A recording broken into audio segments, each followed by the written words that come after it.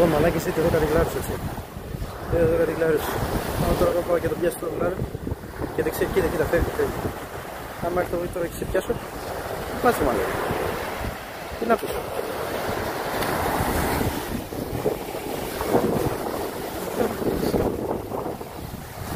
Μιλάμε για πολύ κύμα, έτσι.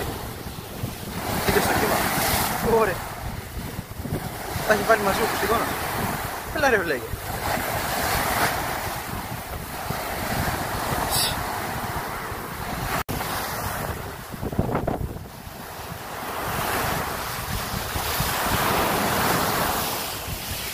Κοίτα δεν λέω το φύσκα έτσι.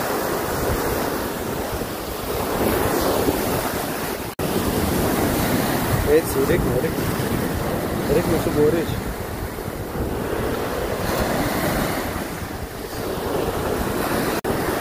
Όπως λέει και σωστή η παροιμία,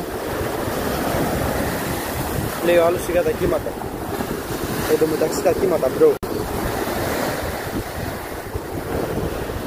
Και όποιος δεν ξέρει από κύματα, ας μην μιλάει.